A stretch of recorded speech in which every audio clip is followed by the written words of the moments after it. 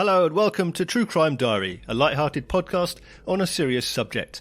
Every 2 weeks we look back through true crime stories to discuss an event that took place on this week in history. I'm your host Mark Decana, and with me as always are my friends Jed Lester. Hello. And Rue Turner. Hello. So the date we're looking at this time is the 15th of May, and in 1855, 3 boxes of gold bullion and coin worth £12,000 at the time, that's £1.2 million currently. 1.2 million? 1.2 million. From 12,000? Yeah, because this is, when was this? 1855. So, see, I looked this up in one of those, put the number in and the year and we'll tell you what it's worth thing. And it came up with the most incredible figure of like £12,000 then being worth 900 million. That's clearly wrong. I mean, I would say your translation is wrong, but anyway. Yeah, it's gone up by 1,000 in 100 years. Right. Anyway. More than 100 years. 170 years. Okay. 170. Carry on. 100 kilos of gold. I was going to say, how big's a box? I've nicked a box of gold. Can I finish the opening statement? No, okay. Right. Yeah, all right. Carry on. So, on the night of the 15th of May, 1855, 3 boxes of gold bullion worth, in current parlance, about 1.2 million, were stolen from a train en route from London Bridge Station, London, to Paris. Yeah, see, that's the face I made. Oh, so when I yeah, first it read went on this. a boat. But it would have stayed on the train, from London to Paris. Yes. Nice. On a steamboat? Actually catches the train all the way. The train goes, it's what's known as a boat train. Yeah, sure. The train goes on a I boat. looked these things up. They're incredible. That is pretty incredible, isn't it? 1855? 1855, yeah. At the time, They'd only been incredible. invented in 1850. The Swedes had the first one. Right, okay. So this must have been pretty new technology. Yeah. Thought it was a train, it was a boat. Thought it was a train, it was a boat. There is a lot about this which is fascinating. Right. First of all, it's a train robbery, which is like almost unprecedented. Bear in mind, when you think train robbers, apart from the Great Train Robbery, which we've already talked about, which was in the 1960s, otherwise it's basically the wild, wild west. Absolutely, yeah. But bear in mind, this is 1855. This is like 20 years before Frank and Jesse James hit a train. Right, okay. This is before the American Civil War has taken place. Then was wagon train. There was a wagon, railway it train. was a stagecoach, basically. Right. So it's astonishingly early for a train robbery. Okay, yeah. And also, they didn't derail the train, or, they didn't... Bang someone on the head? Yeah, none of that. They didn't sort of, like, jump from a horse onto the back. Play Monopoly. Galloping alongside. With real gold. They had an audacious plan. They got on, they removed the gold, and they secreted it away, and no one knew, was any the wiser until it got to Paris. So, you got 4 guys, basically. 2 current and 1 former employee of the South Eastern Railway. Oh, okay. Right. So that makes it easier, doesn't it? Inside job. You know where things are and how they open. It's usually an inside job, isn't it, these kind of things? Because people with someone knowledge. from the inside. Or you get someone who used to be on the inside, yeah. Exactly. So you had a man named William Pierce. Now, he used to work for the SER. He'd been fired for being a gambler and therefore deemed untrustworthy. Yep. Just card player, gambler, scoundrel. You'd like him. You wouldn't really want a gambler in charge of gold bullion. Yeah, exactly. So he got a job in a betting shop. Arguably, that's not a great place for him either.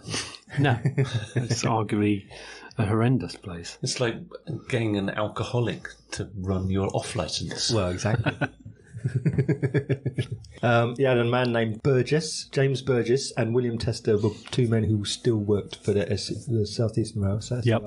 So Burgess was guard on the train, and he would be in charge of the trains that ran. Right. Oh, okay. So this is going to be an easy lift. Yeah, you'd reckon. Yeah, for sure. William Tester, he was a general manager for a railway company and then worked as assistant to the superintendent of London Bridge Station. So he knew about what was on the train and who was on the roster. So the loot was big enough for them not to just be professional and do their jobs.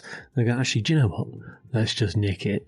As opposed to what most people would have done would have been, be in charge of it and transport it and deliver it. Yeah, for sure. I mean, you're talking about what we would understand as £1 million.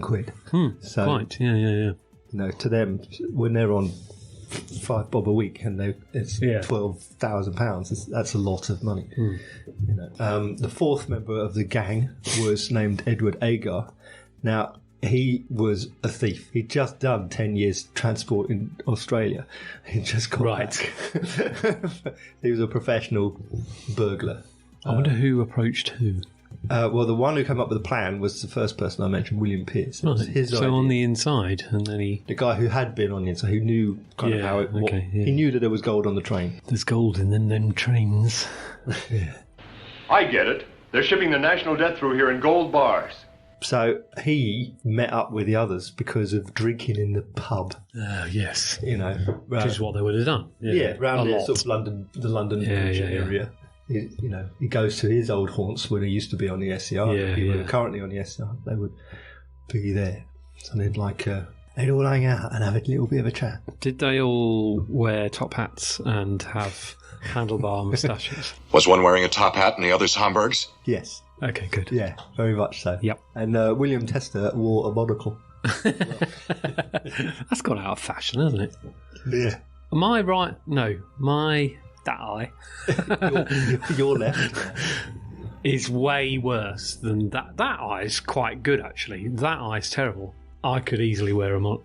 I was offered a monocle. Offered? Yeah. How can you get offered? When I was here's a monocle. Can I offer you? What, by the glasses shop? No, the glasses God. shop. Optician, as they're otherwise known. What year was it? I was 1873.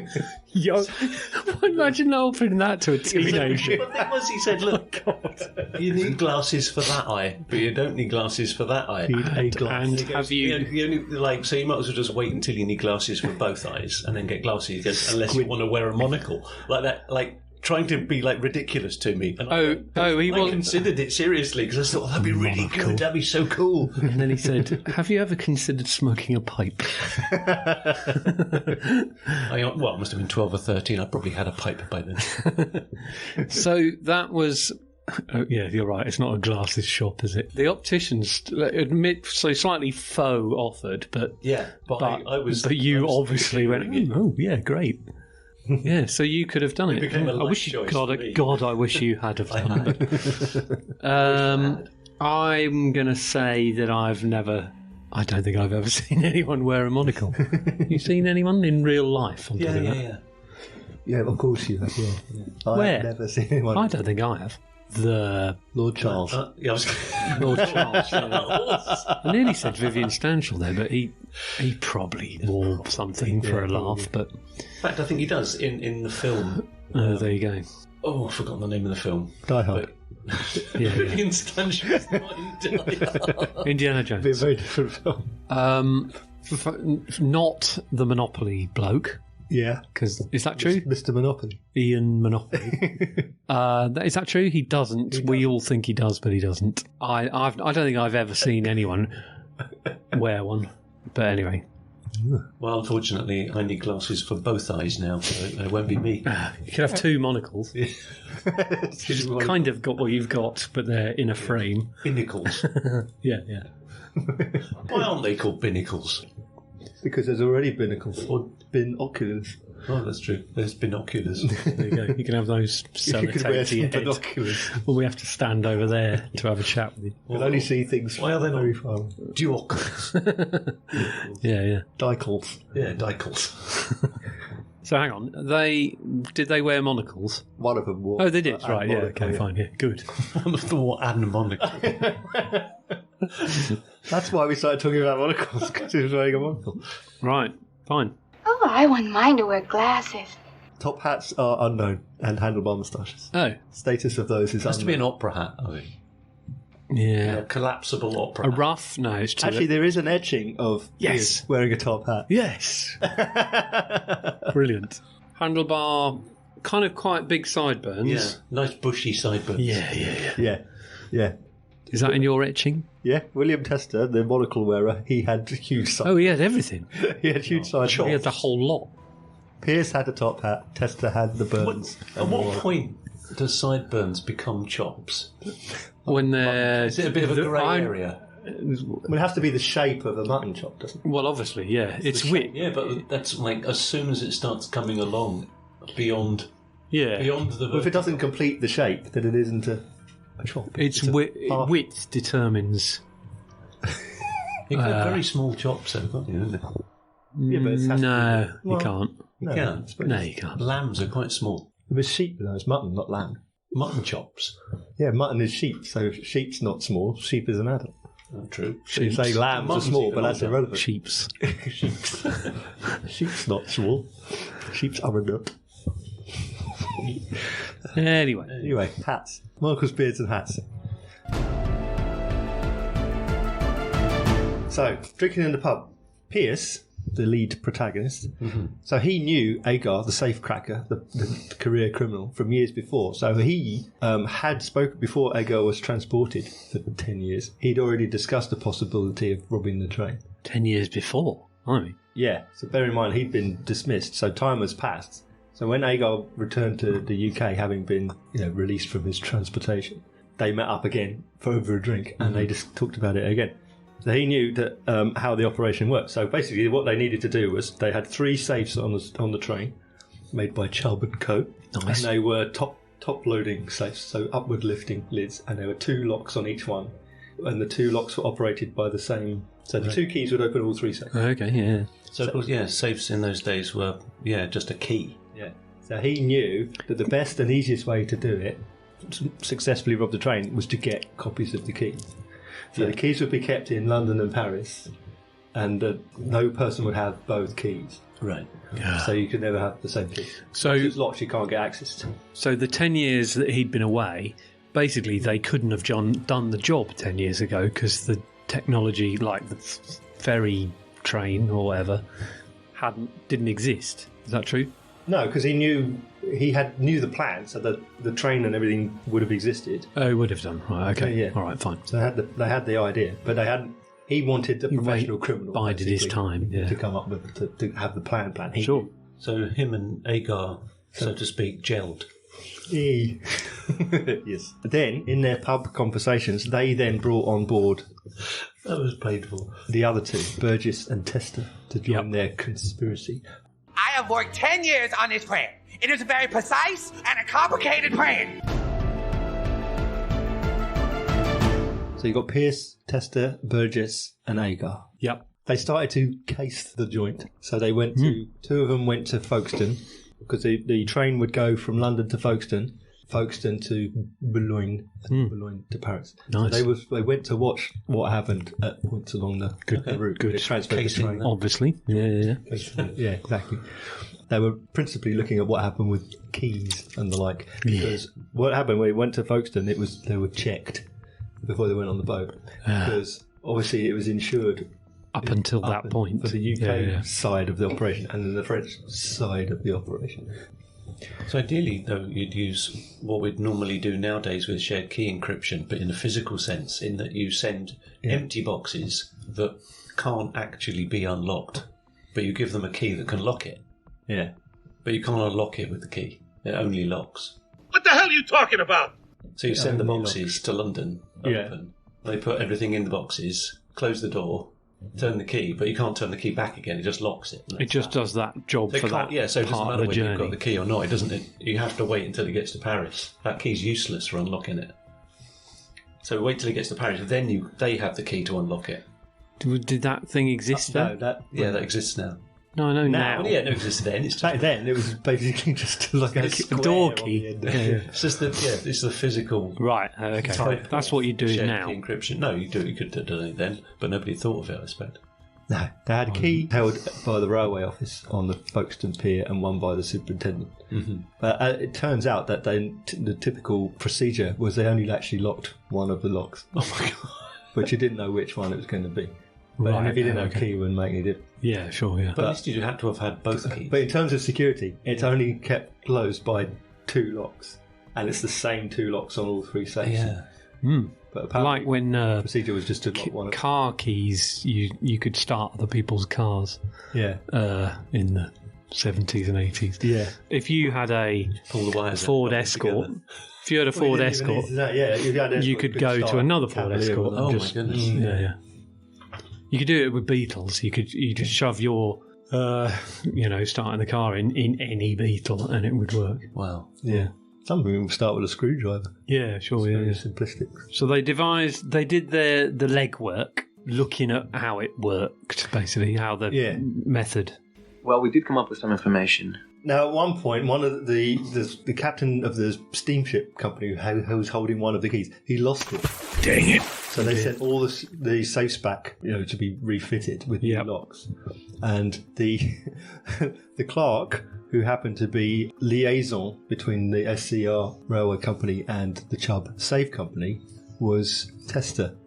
Ooh, that's a bingo! It's quite an easy peasy job, really, isn't it? Things have kind of fallen into place. Very much have done, yeah. So when all the safes were then to be returned to the railway and the keys were sent over... they loved it, yeah. Robber had the keys.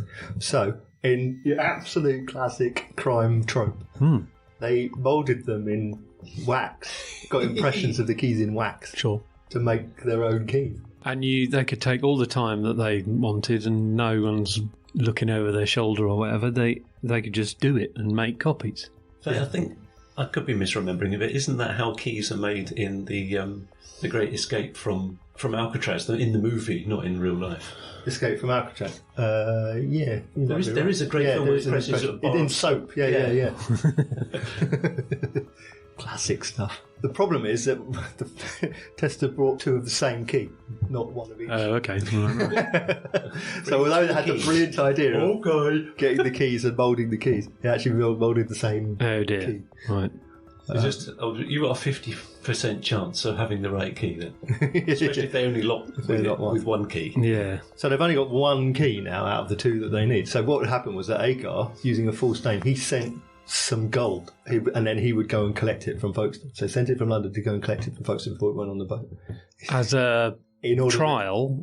In order that he could then be there when they unlocked it, so that he could get the key. So the familiarity of him doing that role? Yeah. To other people? He wasn't familiar, he was the criminal. Yeah, no, I know, yeah. But to everyone else? The idea being that if he sends gold, then when they have to unlock it... Yes. To get his gold out and hand over the gold, he might get the opportunity to lift the other key and get the impressions of the other key because they're 1 short. Okay. And he succeeded. So he had gold in the... Because he must have had some... He had gold in the first place. Yeah. Yeah, he came out. He still have that kind of permission. And yet he wasn't... Send some gold to folks. He wasn't happy.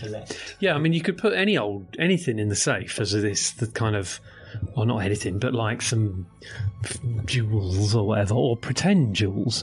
But to literally put gold in suggested that you've got some gold, meaning you're doing all right. But he had some bonds, like £3,000 government bonds. It's like war bonds. You basically buy government wars debt. Basically, you're to loan to the government. Oh yeah. So he had these kinds of bonds whereby he would buy a share in the government, and the government would have then money, and then they would buy them back. Right. At their, whenever they felt able. In fact, Winston Churchill issued bonds in 1927, and they were only bought back in 2015. Wow. I'm guessing they're worth something, though. Well, I assume that they collect. Absolutely. So he had a couple of bob. Enough to try to do this trial, and it worked because he managed to get when he found out where they were keeping the safe keys. Obviously, when he collected his money, and then the following week they went back, and when the staff went out the office to meet the train, they sneaked in, lifted the key, and made the impressions in wax like they did before. So they had the second key. Sweet, outstanding. Now we use a deck of cards. So not a lax security going on, isn't there? Yeah, well. And not enough wax security, I say. So they made replacement keys. Because Burgess was a guard, they could test the keys and just keep file them a little bit. File them a bit, of course, Until if they you were have that much access, just why wait? I suppose it's empty at that point, maybe. But... Hello, my name's Mark DeCano and I host the Comedy in a Nutshell podcast, in which I talk with those in and around the comedy circuit, and most especially the comedians, about what comedy means to them. Simon Amstel plus Lena Dunham plus Mr. Blobby. I thought that would be a good combo. Every gig you get is somebody else not getting a gig. Sometimes I've had people like pull out a notepad and I've been like, oh no, thank you. You are a jester and you're here to bring light relief to people's lives. Somebody at the end was like, oh my God, she's dirty. And I was like, oh, thank you very much. My boyfriend says he feels like he has to tread very carefully because he was like, I know that everything has the potential to become material. I can now give to people and they definitely in that moment are having a good time. So if you want to know more about what comedy means to the people at its heart, then hear it straight from the horse's mouth. Comedy in a Nutshell, wherever you get your podcasts. Welcome to Fringe, baby!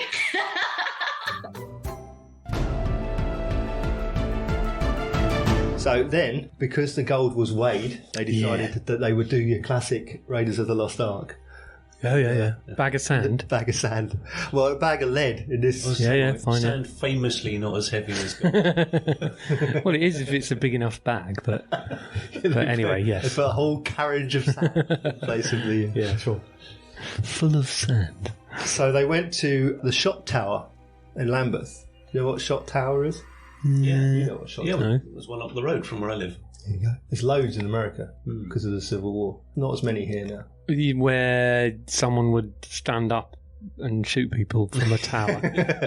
No, it's quite ingenious, really. So basically, you might see it just a really tall brick tower. Yep. And then basically the idea is that you get a load of lead up to, in very, very simple terms, you get a load of lead up the top and melt it down, and you basically drop it down the tower, whereupon it forms into spherical shapes, as per physics. Droplets. Droplets. Falls into a big old barrel of water, where it then immediately hardens into and you've shot. got bullets. Yeah. So cannonball and musket shot and whatever. You get the temperature right and the height right, and you'll get specific sizes of droplet. Yeah. So you can be fairly controlled on the size of shot. That's brilliant. That is brilliant, isn't it? It's so simple and yet really clever. It's like rain is mostly the same. Right. Yeah. Sure. Yeah. Mind you, sometimes I say that it's raining, and I go. I look out the window and I say to everyone, "Big rain," because it's kind of not monsoon. Yeah. Monsoon, it's always big rain. You don't get monsoons here. So no, exactly. So that's why I call it big rain. It's monsoon. It's just big rain. Have you seen big rain? I've seen big rain. Do you have little rain? Fine rain. Fine rain. Yeah. Big rain and fine rain. Yeah. Or rain. Or rain. Yeah. Well, in the same respect, you could have little, medium, and large shot, presumably. Yeah. Yeah. You've got musket shot, and you've got. If you stood in a shower of that, it'll. Yeah, sure. Rain so hard it'll make your head bleed. That'll be big rain. So there, they got what's called 2 long hundredweight, which is a really weird measurement, which I still don't understand to this day. So hundredweight is either long or it's a hundredweight. Well, Well, hundredweight is 2 different things, and then short and long hundredweight are 2 further different things. So basically, in terms of measures, they're not. So in America, a hundredweight is like 100 pounds. In the UK, that would be about 120 pounds. A hundredweight, but then you can have short and long hundredweight, which is basically a bit more, or a bit less. Yeah. Okay, right, like a baker's dozen. Yeah, that's right. So they got all of this lead shot. So now they put it in a couple of carpet bags, and they're basically going to change out the gold. Yes, right. That's what you mean. Yeah. Yeah. That's almost identical density to gold. So unless you look at it, you'd never know. Very much so. As you go look at it, and go, it's a different colour. I've got this wonderful lead wedding ring. Darling. Okay, but if you covered it in gold leaf, you probably couldn't tell. Oh, you could easily get by with someone who did. I mean, I wouldn't know, really. No. If it was a really good gold leaf job, I could might be a bit of gold. I wouldn't know at all. you discolour though, wouldn't it? Oh yeah. Well, eventually the gold. Yeah, I mean the gold would wear Discolour off. you, and you'd absorb it into your bloodstream. Yeah, that's true. I'd just say no, it's fine. It's just wearing off. Yeah, you could scratch it off with a fingernail. Yeah, absolutely. Yeah. But as far as inspection goes, you'd probably just look at it. Fine. It's 24 karat gold. Yeah.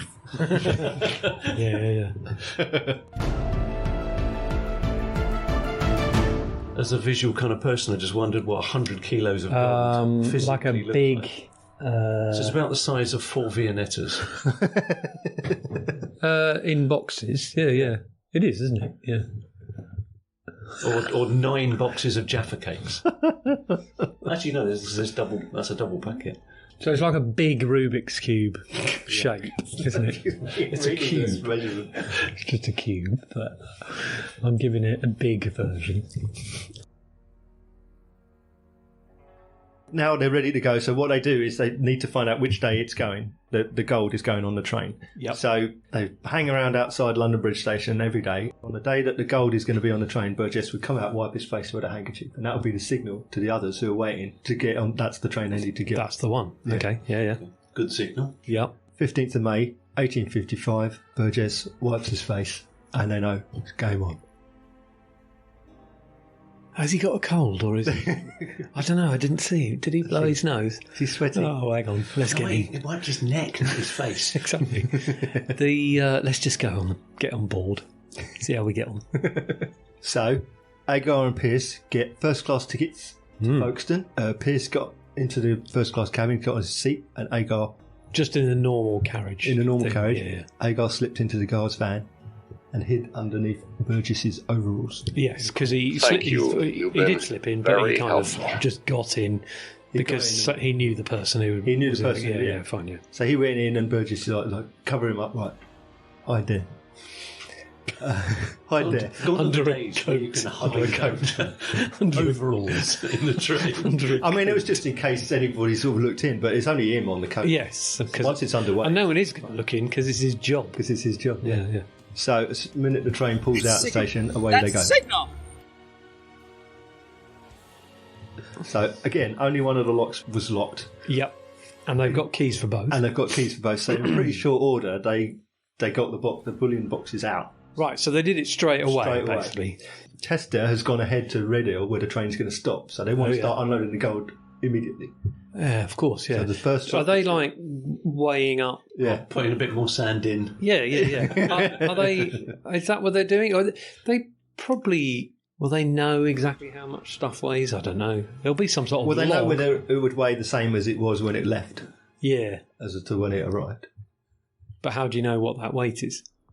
Because it's in the log. It's written on a label. It'll be recorded. Yeah. So are they like taking some in, putting some out lead shot? I'm talking about in the bag. Yeah. So basically, does that look right?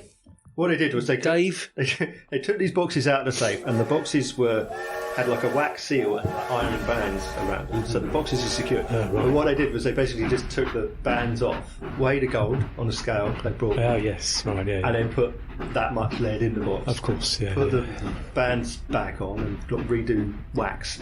Because a cursory glance wouldn't mean it was. Right, because you're not expecting it to be. Yeah, so you look at it, Yeah, wax seal. wax. You're not checking it. Yeah.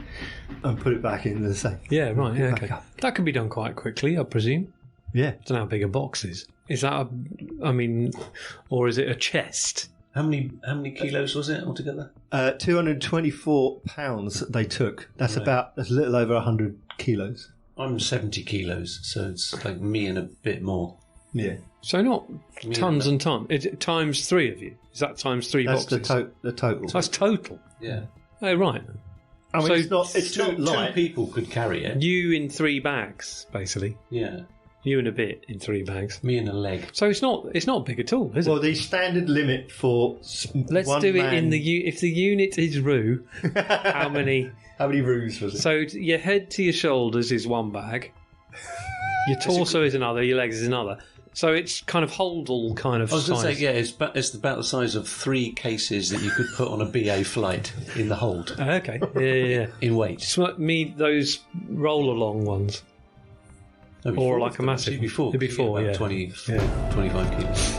The standard in the UK, the standard one-man lift limit is 25 kilos, so about a quarter of the weight. You can lift more than 25 kilos. I know, but not as a one-off, yeah, but not regularly. That's what I'm saying. The standard one-man lift is 25 because that's a constant operation.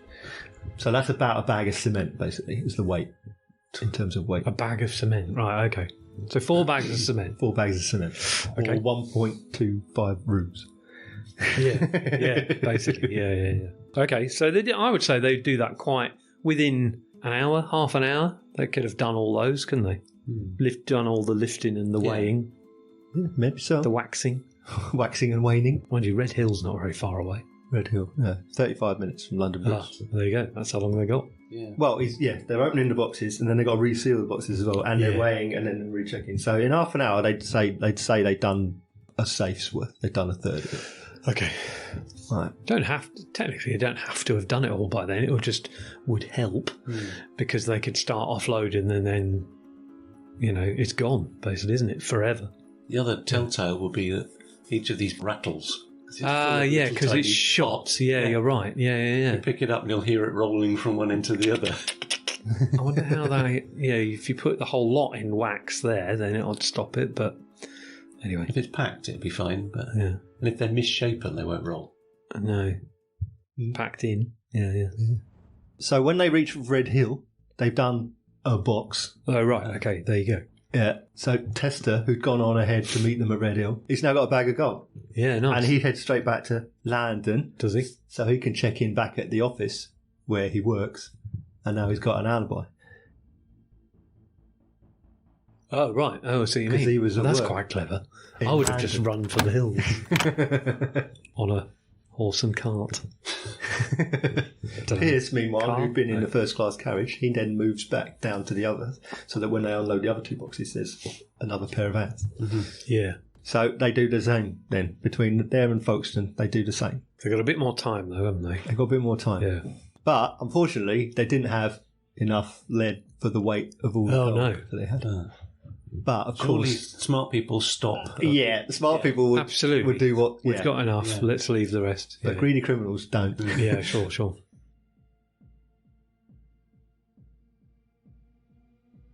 So did they... How many more did they do? How many more whole carpet bag holdalls? I don't know how many bags there were, but there were sufficient bags to remove...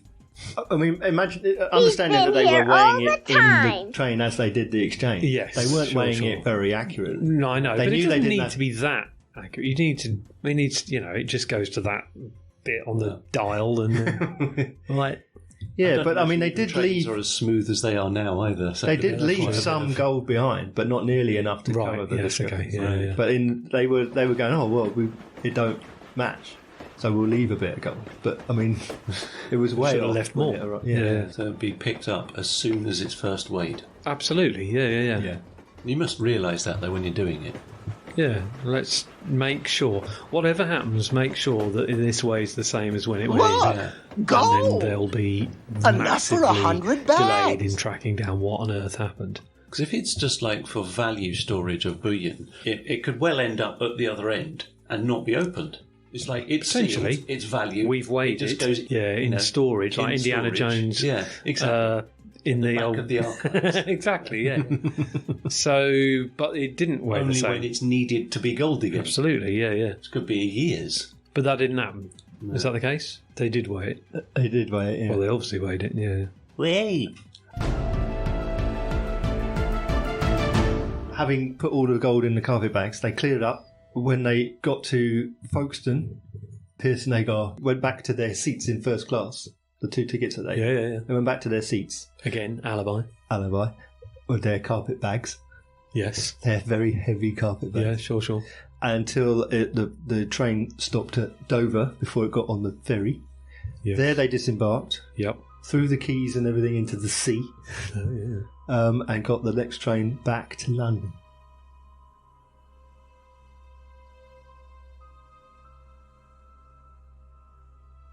I'm still in my head. I'm still amazed at how a train catches a ferry. I just think it's phenomenal. Cool, I actually watched a video of it happening. They still use them now. Yeah, and the train just comes along, goes down the wharf on tracks because the wharf And the boat is like tidal. It's going Absolutely, up and down. yeah. The It land has to be just- spot on. yeah.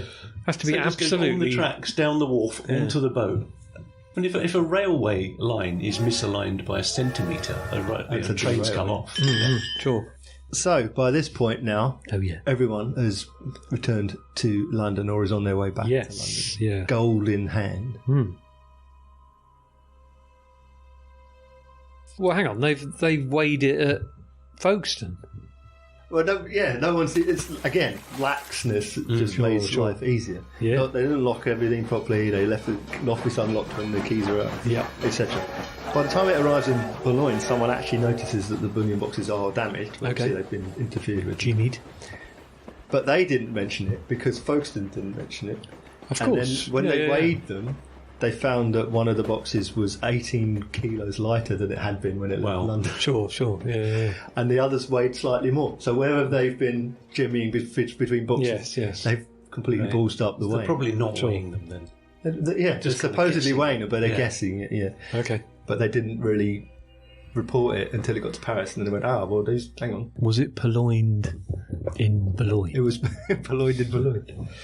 It was only when they got to Paris and they got the same results Success! as at Boulogne. We've done it! We've they done actually it! said, well, let's open everything up before it goes on to... And then they went, it's full of lead. Yeah, sure. But they still waited. They found it at Boulogne. Should we carry on till Paris? Yeah, all right, let's carry on. Don't worry about it. It goes to Paris, it's their problem. Yeah, exactly. They didn't say anything at Folkestone. It's probably fine. It's probably fine. Yeah. It's fine. Folkestone didn't care. Boulogne didn't care. And then suddenly went, hang on a bit. Yeah. Now you've got 3 gold dealers have all put gold on the train. They all want their money back. Oh, yes. Those. Yeah, right. Okay, yeah. Why would he send gold to Paris? Have you sold it to be made into fine Parisian jewellery? Yeah. I don't know. Probably. Why not? Okay. Yep. And again, this is another great part of the plan, because now it's in France. The British insurance companies don't want to pay out. Yeah, of course. France lost it, not us. So now there's a battle back and forth between French and British companies about who's liable for the money. Oh, here's how you do. Gold. And because of laxness at Boulogne and Folkestone, no one knows where responsibility lies. It's the wild west of insurance. Basically, yeah.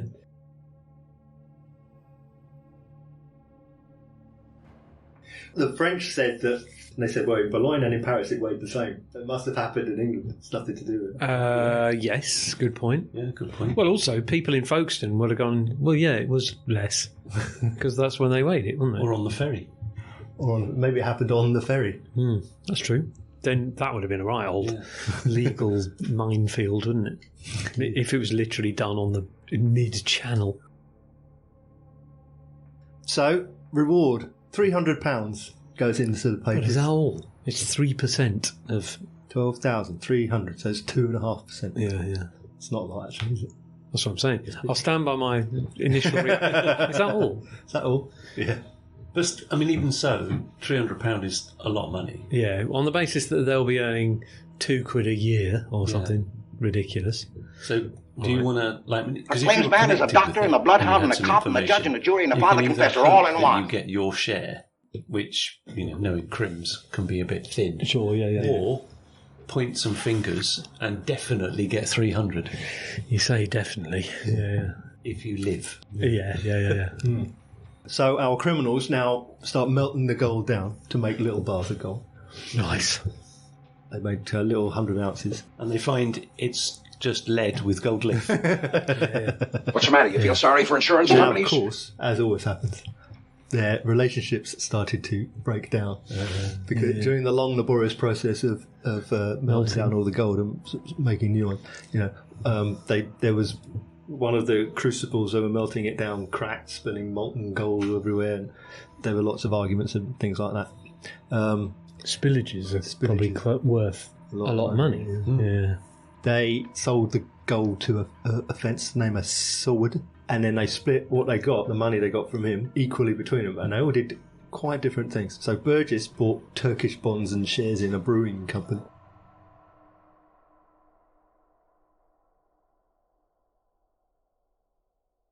Pierce opened a betting shop.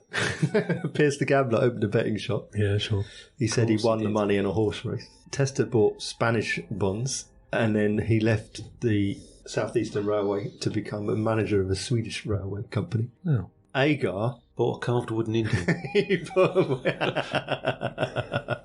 Well, he became involved with a 19-year-old prostitute named of Emily Campbell, and her pimp basically didn't like her not earning him any money. So Agar was basically spending his money on assuaging his concerns. He was basically buying her earnings. Right. Okay. Yeah. Yeah. Gosh.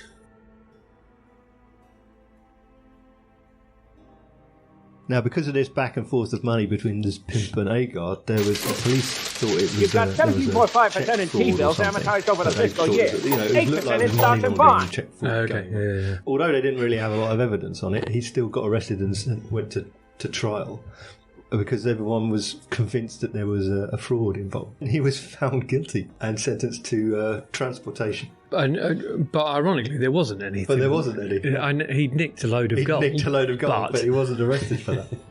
He was nicked for fraudulent money activity. Yeah. Which he also didn't really do. Which he didn't do. Yeah. He was just giving his girlfriend some money instead of her earning it in the way she chose to earn it. Yeah, basically.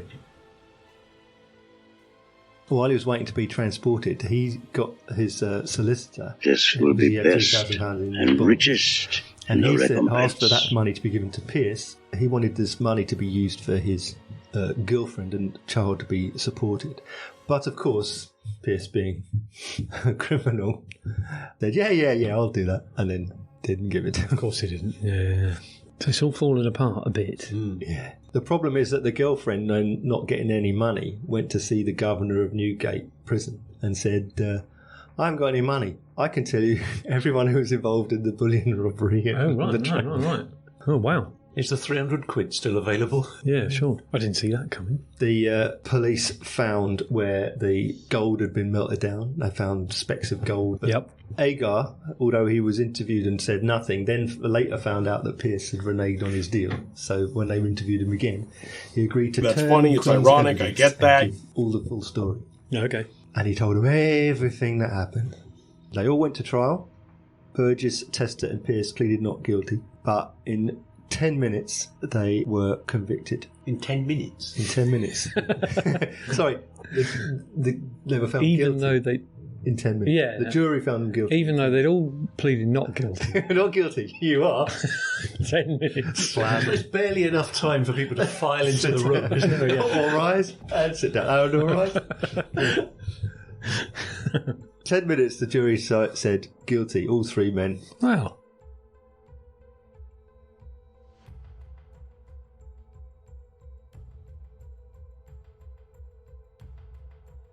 Burgess and Tester were sentenced to 14 years transportation.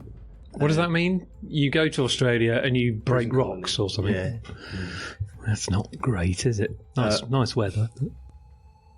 Pierce, because he wasn't a member of the railway staff, and the other two. Oh yeah, he was a baddie. He got a lighter sentence. Yeah, I can see the railway was I can seen see as a that. bigger crime.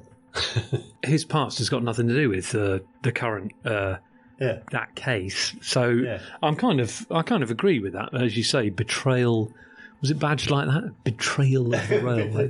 They betrayed their employer. That's a heinous crime. Yeah. Victorian England. He got. I'm sure there's worse ones. Oh, absolutely, you would. Yeah, start at 14. Yeah. So he got 2 years hard labour in England. Why did you conceive, 3 plan, months in and solitary. execute this dastardly and scandalous crime? Sure, yeah. I wanted the money. However, they didn't serve their sentences for long. Ooh, good behaviour. Yeah. They were transported on the 26th of August 1858 to Western Australia. Yeah. Burgess got a conditional pardon you in get a nice 1862 right. and Tester in 1861. On the basis they were unanimously guiltified in 10 minutes. I mean, a pardon is a big thing, isn't it? Not like case re-evaluated or time off for good behaviour. A full-on pardon when it would absolutely shouldn't have been a pardon because they did it. Yeah. But anyway. Agar, the criminal mastermind, he didn't serve much better. He was transported. He did get a pardon in 1867. I don't understand why they all get pardons. Because they all did it. Anyway. I mean, he served longer than the other two. Yeah, so they served their time in Swan River Colony, which today we would call Perth. Okay. Wow. In popular culture... Connery. Yes. It's quite an all-star cast. I must admit, I can only remember Connery, but I know that it's an all-star cast, that film. Yeah, Donald Sutherland. Yeah. Leslie Ann Down. Yep. What year was it 78. filmed? Oh, really? That late? 1978. Great Train Robbery. Great Train. It's called the first Great Train. Oh, is it? Okay. In the US, they call it the Great Train Robbery. Oh, I think it's good. It's a good, I must admit, I didn't know it was the 70s. I thought it was 1860s. It's based on a book by Michael Crichton. Really? Writer-director. Yeah. Really? He wrote it in 75, and then it was... I must admit, I don't think I've seen all of it. I've, seen 3/4 of it or something, but I remember it being quite good. But it's a really good cast. Yeah, it's a great cast. It's a well-made movie. I mean, it's loosely based on the book, which is loosely based on the true story. Right, so okay. it's about as loose as it can get. But in late... It does have a great handlebar moustache. Yeah, absolutely, yeah. And late 70s, presumably London termini, were... You could easily pass them as 100 years previously. They would have been bloody horrible. Victorian anyway. Yeah, absolutely. At that time, it would have been. They're now not, but... but anyway, yeah, you should. It's good. I'll have to check it out. You say it's loosely based, but is it as loosely based as the Great Centrinians Train Robbery? It's about on an even par. Yeah, sure. But is it as good as the 1960 episode of Armchair Theatre, which dramatised the story? That sounds good. And featured Frankie Howard. No, it featured Colin Blakely, who we would know from... I'd say that name rings a bell. Something to do with a gun. We would know him from the 1974 Murder on the Orient Express. Oh, yeah. With Sean Connery, Lauren Bacall, Ingrid Bergman. That's really good, though. Jacqueline Bisset, Albert Finney, Anthony Perkins, Michael York, Richard Widmark. So many people. Oh, it's a brilliant Albert Finney as Poirot. Yeah. So it starred him, Colin Blakely, as Pierce. It starred James Booth, who we would have seen as Private Henry Hook in Zulu. Yeah. And it also starred... Which was after that, but yeah. Starred James Booth as Agar and as Tester, Henry McGee, who we would know from the Benny Hill Show. From 1960? Yeah. That's good. Henry McGee. Yeah. Henry McGee. Wow. That's all for this time. If you want to know more about what we've talked about on this episode, then just Google it or something. You can listen to all of our previous episodes on our website. That's www.truecrimediary.co.uk. Please remember to leave a review on your podcast provider if you can, or you can email us. That's stuff@truecrimediary.co.uk. My thanks to Jed and Rue and to all of you for listening, and we'll see you again on next date in our True Crime Diary.